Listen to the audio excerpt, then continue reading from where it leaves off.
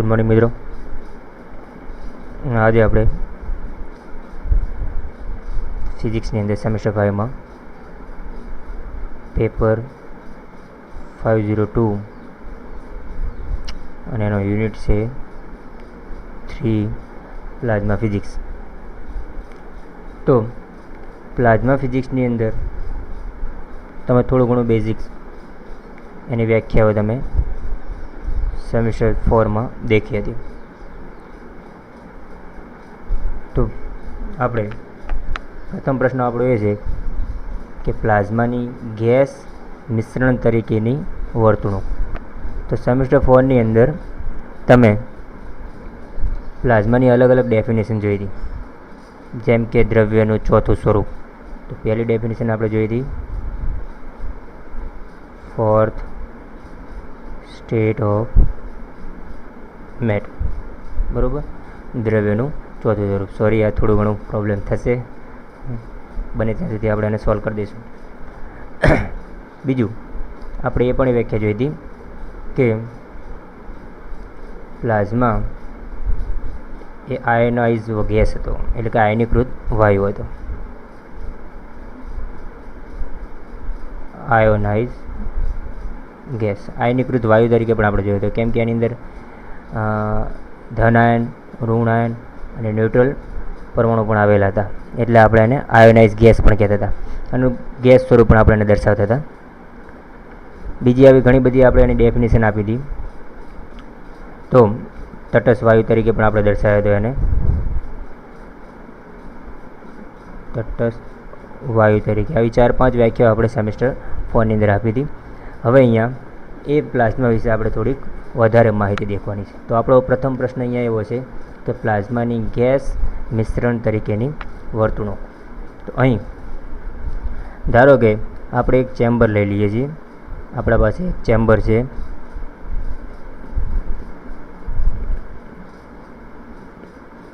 અને આ ચેમ્બરની અંદર ધારો કે પ્લાઝમાનું વહન થઈ રહ્યું છે. ઓકે, તો પ્લાઝમા એક પ્રકારનો આપણે કહીએ છીએ કે આયોનાઇઝ ગેસ છે. તો એની અંદર ઇલેક્ટ્રોન્સ અને આયન્સ આવેલા છે, એટલે આપણે એને એક રીતે સિમ્પલ વાહક જ કહી શકીએ, એક પ્રકારનો કંડક્ટર કહી શકીએ આપણે, બરાબર. તો કંડક્ટરની અંદર આપણે જોઈએ તો વાહકમાં શું હોય છે, એના ધન આયનો હોય છે, અને એ ધન આયનો લેટાઇઝ સ્વરૂપે ગોઠવાયેલા હોય છે. કેવી રીતે ગોઠવાયેલા છે? ધન આયનો, એના અંદર રહેલા આયનો બધા લેટાઇઝ સ્વરૂપે ગોઠવાયેલા છે, અને એની વચ્ચે રહેલી જે જગ્યા છે એ જગ્યાની અંદર આપણે ઇલેક્ટ્રોન્સ એ મૂવમેન્ટ કરતા હોય છે. એટલે આ વચ્ચે રહેલી જે બી જગ્યા છે એ જગ્યાની અંદર ઇલેક્ટ્રોન્સ અસ્વ્યસ્ત ગતિ કરતા હોય છે. ઓકે, આ રીતે અલગ અલગ ડાયરેક્શનની અંદર અસ્વ્યસ્ત ગતિ કરતા હશે, અને એમના વચ્ચેની આંતરક્રિયાઓ થતી હશે, મતલબ કે આકર્ષણ અપાકર્ષણની થતી હોય, એમના વચ્ચે થતી અથડામણો, આ બધી આંતરક્રિયાઓ એમના વચ્ચે થતી રહેતી હશે. તો હવે જ્યારે આ જે પ્લાઝમા છે એ પ્લાઝમાને આપણે કોઈ ગેસ મિશ્રણ તરીકે લઈએ અને પછી એની વર્તણૂકો, ધારો કે આપણે એને કોઈ એક વિદ્યુત અને ચુંબકીય ક્ષેત્રમાં રાખીએ તો ત્યારે એના પર કેવી અસર થાય છે એનો આપણે અભ્યાસ કરવાનો છે.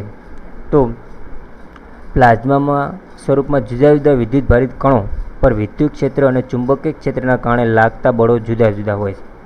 એટલે કે આની અંદર રહેલા જે અલગ અલગ પાર્ટિકલ્સ છે, જે આપણે ઇલેક્ટ્રોન્સ કહીએ કે આયન, ધન આયન કહીએ કે પછી ન્યુટ્રલ કહીએ, તો એ બધા એમના ઉપર અલગ અલગ વિદ્યુત અને ચુંબકીય ક્ષેત્રની અસરો થતી હોય છે, બરાબર.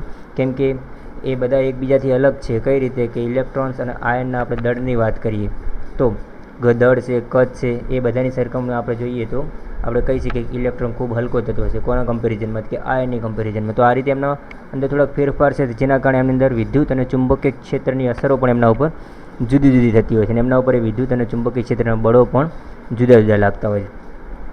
તો આ બળોની વર્તણૂક કેવી હશે, અને દરેક કણની વ્યક્તિગત વર્તણૂક અન્ય કણો કરતાં જુદી હોય છે, તે આપણે આ પ્રશ્નમાં સમજી શકીએ છીએ. કે દરેક ઇલેક્ટ્રોન્સ ઉપર આ ઇલેક્ટ્રોન્સ ઉપર આપણે વિદ્યુત અને ચુંબકીય ક્ષેત્રની કેવી અસર થતી હશે, પછી આયન્સ ઉપર એટલે કે ધન આયન્સ ઉપર કેવી થતી હશે અને ન્યુટ્રલ પાર્ટિકલ ઉપર કેવી એની અસર થતી હશે એ આપણે અહીંયા સમજી શકીએ છીએ. તો પ્લાઝમાનો આપણે એક એકમ તરીકે વિચાર કરતાં માલુમ પડે છે કે પ્લાઝમા સ્થિતિમાં પ્રવર્તતા સ્ટ્રોંગ ઇલેક્ટ્રોસ્ટેટિક ફોર્સ. આપણે અહીંયા કીધું છે સ્ટ્રોંગ ઇલેક્ટ્રોસ્ટેટિક ફોર્સ. ઓકે, તો સ્ટ્રોંગ ઇલેક્ટ્રોસ્ટેટિક ફોર્સની વાત કરીએ.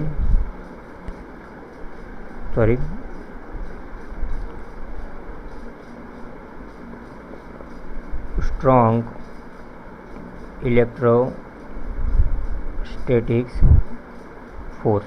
ઓકે, તેના ઉપર જે સ્ટ્રોંગ ઇલેક્ટ્રોસ્ટેટિક ફોર્સના કારણે પ્લાઝમા સ્વરૂપની ચોખ્ખી વિદ્યુતભાર ઘનતા શૂન્ય થઈ જાય છે. એના ઉપર જે સ્થિત સ્ટ્રોંગ ઇલેક્ટ્રોસ્ટેટિક ફોર્સ લાગશે એના કારણે એની જે વિદ્યુતભાર ઘનતા છે એ શૂન્ય થઈ જશે. અને એ આપણે લાસ્ટ સેમેસ્ટરમાં જોયું પણ હતું કે પ્લાઝમા એક પ્રકારનો તટસ્થ વાયુ છે. તટસ્થ વાયુ એમ કેમ કહેતા હતા? કેમ કે અંદર ઇલેક્ટ્રોનની સંખ્યા ઘનતા અને આયનની સંખ્યા ઘનતા કેવી હતી? ઇક્વલ હતી. આથી આપણે એને તટસ્થ પણ કહેતા હતા. બરાબર, એટલે કે બંનેની સંખ્યા ઘનતા ઇક્વલ હોય છે. એટલે વિદ્યુતભાર ઘનતા લગભગ શૂન્ય થઈ જાય, અર્થાત પ્લાઝમાની વર્તુળનું તટસ્થ હોવાનું માલુમ પડે છે. એટલે આપણે કહી શકીએ કે પ્લાઝમા એક પ્રકારનો કેવો છે? તટસ્થ વાયુ છે. હવે પ્લાઝમાનો ગુણધર્મ સમજવા માટેનો સરળ રસ્તો પ્લાઝમાને ગેસ તરીકે ગણવો. એટલે આપણે સમજીએ કે ધારો કે આપણે આગળ જે પ્લાઝમા છે એ પ્લાઝમા કેવો છે? એક પ્રકારનો ગેસ છે, આયોનાઇઝ ગેસ છે. બરાબર, અને જેમાં એકમ કદ દીઠ n ઇલેક્ટ્રોન છે. આપણે એમ કે ધારો કે એકમ કદ દીઠ છે ને એની અંદર રહેલી ઇલેક્ટ્રોનની સંખ્યા n ઇલેક્ટ્રોન છે. બરાબર, એકમ કદ દીઠ આપણે આ એકમ કદ લઈ લઈએ છીએ અને એની અંદર રહેલી ઇલેક્ટ્રોનની સંખ્યા n છે. બરાબર, અને એ જ પ્રમાણે n ઇલેક્ટ્રોન છે, n singly charge positive ion, મતલબ કે n આયન છે એટલે કે ધન આયન છે, અને એ જ પ્રમાણે n0 જેટલા ન્યુટ્રલ, n0 જેટલા આપણે ન્યુટ્રલ પાર્ટિકલ દર્શાવીએ છીએ. બરાબર, અણુઓ આવેલા છે. હવે તો નેક્સ્ટમાં આપણે લેંગેવિનના સમીકરણ મુજબ આવા પ્લાઝમા ઉપર લાગતું ઇલેક્ટ્રોમેગ્નેટિક ફોર્સ, વિદ્યુત ચુંબકીય બળની વાત કરીએ તો લેંગેવિનના ઇક્વેશન પ્રમાણે, અથવા આપણે એને જૂનું ઇક્વેશન આપણે 12માં જોયું છે, એક લોરેન્સ ફોર્સનું પણ સમીકરણ આવતું હતું. ત્યાં આપણે વિદ્યુત ક્ષેત્રનો ઉપયોગ કરતા હતા. અહીંયા આપણે વિદ્યુત અને ચુંબકીય ક્ષેત્રના કારણે લાગતું બળ. હવે તમને આ ઇક્વેશન સમજાવું. આપણે જાણીએ છીએ F is equal two ma વાળું terms. Okay, F is equal two ma, જ્યાં a એ પ્રવેગ બતાવે છે. ઓકે, તો આપણો આ ભાગ પણ એ રીતે દર્શાવે છે. આપણે ઇલેક્ટ્રોન માટેનો ટર્મ્સ લીધો એટલે આપણે અહીંયા જ્યાં માસ દર્શાવીએ છીએ એ માસ એ ઇલેક્ટ્રોનનો માસ બતાવે છે. ઓકે, અને આ જે બતાવે છે UE એ ઇલેક્ટ્રોનનો વેગ બતાવે છે. બરાબર, એટલે કે ઇલેક્ટ્રોન વેલોસિટી છે જેને UE તરીકે દર્શાવે છે. અને UE ડોટ મેં અહીંયા લખ્યું છે, તો મતલબ કે એ વેગનું સમય સાપેક્ષે વિકલન છે, એટલે આ પ્રવેગ. એટલે આપણો આ એક ભાગ બને છે F બરાબર ma મુજબ આપણે લખી શકીએ છીએ. બરાબર, અને બીજી બાજુ આપણે એ બળને આ રીતે પણ દર્શાવીએ છીએ, QE તરીકે પણ આપણે દર્શાવતા હતા. જ્યારે આપણે ઇલેક્ટ્રિક અથવા કોઈ ઇલેક્ટ્રોનની વાત કરતા અને એના ઉપર લાગતા બળની વાત કરતા ત્યારે આપણે એને QE એટલે કે કોઈ વિદ્યુત ક્ષેત્રમાં રાખવામાં આવે અને એ વિદ્યુતભાર ઉપર કેવું બળ લાગે છે એનું સમીકરણ આપણે F બરાબર QE પણ દર્શાવીએ. જ્યાં Q એ ચાર્જ બતાવે છે, પછી ઇલેક્ટ્રોન હોય તો એને આપણે -E તરીકે દર્શાવીએ છીએ, પ્રોટોન હોય, ધન આયન હોય તો આપણે એને +E તરીકે દર્શાવતા હતા. એટલે આપણે એને આ રીતે પણ લખી શકતા હતા. અને પ્રોટોન માટે આપણે +E ચાર્જ પણ દર્શાવી શકીએ છીએ. ઓકે, આપણે ઇલેક્ટ્રોનની વાત કરીએ છીએ. આથી આપણા આગળ જે સમીકરણ છે એ સમીકરણને આપણે આ ટર્મ્સમાં લઈ શકીએ છીએ. પરંતુ આ માત્ર સમીકરણ છે જ્યારે વિદ્યુત ક્ષેત્રની અંદર કોઈ આપણે ઇલેક્ટ્રોનને રાખીએ છીએ ત્યારે એના ઉપર લાગતા બળનું સમીકરણ છે. હવે ધારો કે આપણે એને વિદ્યુત અને ચુંબકીય ક્ષેત્ર બંને કમ્બાઇનમાં રાખીએ ત્યારે એ ટર્મ્સ કેવું બને છે? તો આપણા પાસે આ છે -EE જે આપણે ટર્મ્સ લઈએ છીએ, પ્લસ U ક્રોસ B, જ્યાં UE આપણે દર્શાવીએ છીએ ઇલેક્ટ્રોનનો વેગ, B એ લાગુ પડેલું ચુંબકીય ક્ષેત્ર છે. આ છે આપણું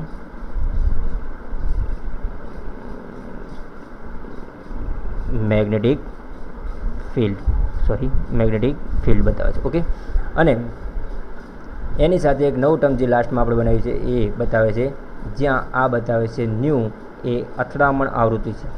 ન્યૂ આપણને બતાવે છે કોલિઝન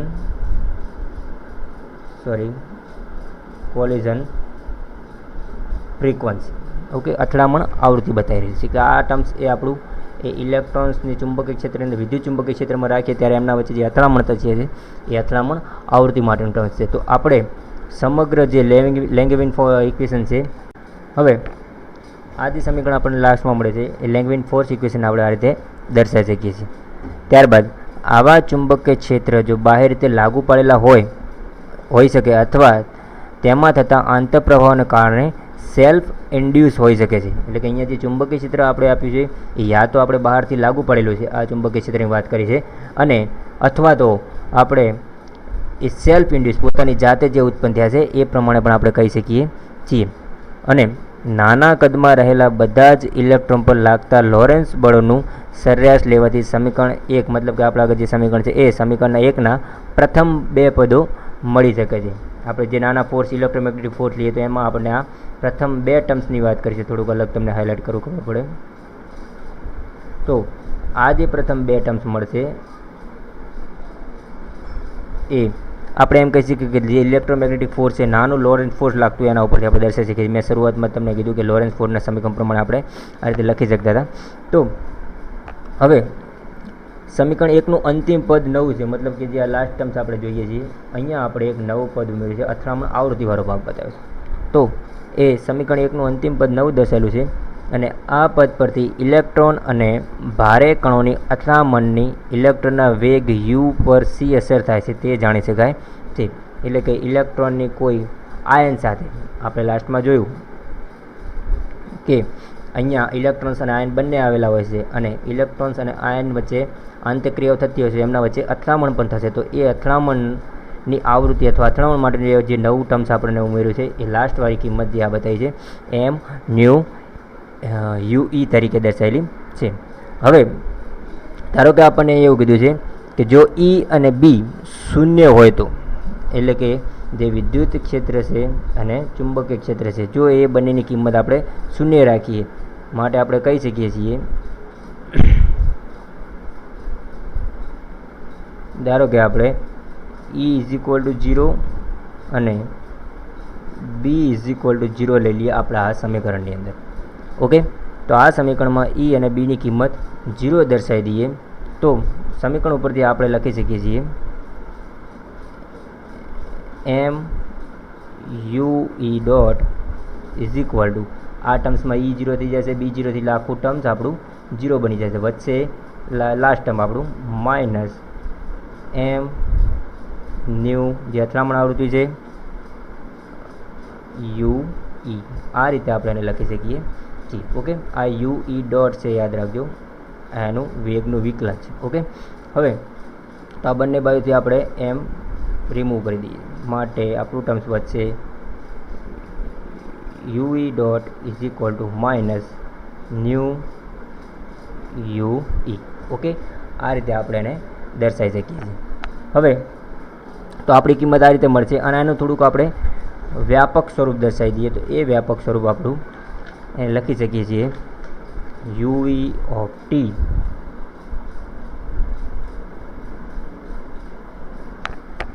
ઇઝ ઇક્વલ ટુ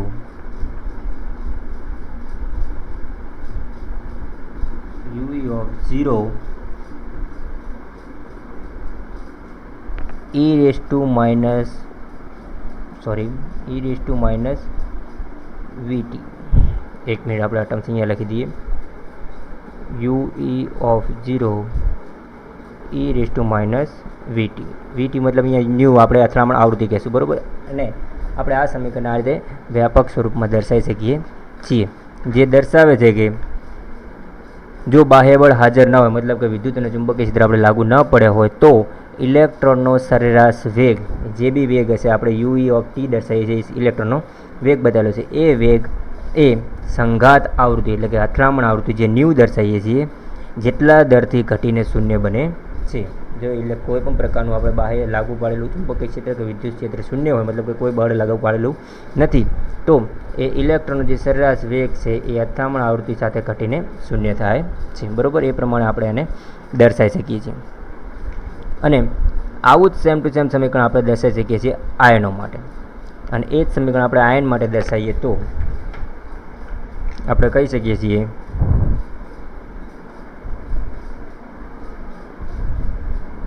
કે લેંગવિન ઇક્વેશન ફોર આયન, ત્યાં થશે M UI dot is equal to sorry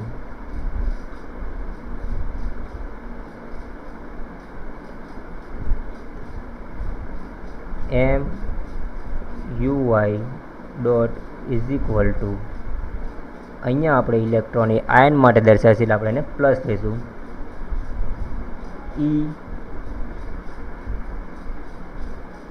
plus UI cross B minus M new UI. Okay, આ ટર્મ્સની અંદર તમે જોઈ શકો છો જ્યાં આપણે વેગ બતાવે છે એ વેગ આયનનો વેગ દર્શાવેલો છે. અહીંયા ચાર્જ એનો બતાવે છે એ પોઝિટિવ ચાર્જ લીધેલો છે. આ છે લાગુ પડેલું ચુંબકીય ક્ષેત્ર અને આ છે એનું લાગુ પડેલું સોરી આ એનું વિદ્યુત ક્ષેત્ર છે અને આ એનું ચુંબકીય ક્ષેત્ર દર્શાવે છે અને ન્યૂ એની અથડામણ આવૃત્તિ બતાવેલી છે. ઓકે, તો આ પ્રમાણે આપણે એનું બીજું ટર્મ્સ પણ આયનો માટે આપણે દર્શાવી શકીએ છીએ. અને આયનોનું દળ એ ઇલેક્ટ્રોનના દળ કરતાં 10⁴ ગણું વધારે હોય છે. આપણે જાણીએ છીએ કે આયન એ હેવી છે ઇલેક્ટ્રોન કરતાં. એ કેટલું હેવી છે? 10⁴ ગણું વધારે આપણે દર્શાવી શકીએ છીએ. તેથી ઇલેક્ટ્રોમેગ્નેટિક ફિલ્ડમાં આયનોને મળતો પ્રવેગ ઘણો ઓછો છે. જે આયનોને પ્રવેગ મળતો હશે એ ઓછો મળે. આપણે જાણી શકીએ કે ઇલેક્ટ્રોમેગ્નેટિક ફિલ્ડની અંદર જો એ વજનમાં ભારે છે તો એને પ્રવેગ પણ ઓછો મળે છે. આપણે ઇલેક્ટ્રોનની સરખામણીમાં કહી શકીએ ઇલેક્ટ્રોન વજનમાં હલકા છે એટલે વધારે વેગથી ગતિ કરી રહ્યા છે. તેથી બધા જ કણોનો સરેરાશ વેગ શૂન્ય ધારવામાં આવે છે. આના કારણે આયનોને આપણે દરેક પાર્ટિકલનો વેગ આપણે એમ કહીએ છીએ કે સ્ટેબલ છે, એ ગતિ કરતા નથી. સરેરાશ વેગ આપણે એનો શૂન્ય દર્શાવીએ છીએ. આ પ્રમાણે જ્યારે પ્લાઝમાને આપણે કોઈ ચુંબકીય ક્ષેત્રમાં અથવા વિદ્યુત ક્ષેત્રમાં લાગુ પાડીએ છીએ ગેસ મિક્સર તરીકે લઈ, તો એના ઉપર કેવા બળો લાગે છે એનો અભ્યાસ આપણે અહીંયા કર્યો. ઓકે, આની PDF તમારે જોઈશે તો હું તમને સેન્ડ કરી આપીશ. Okay, thank you.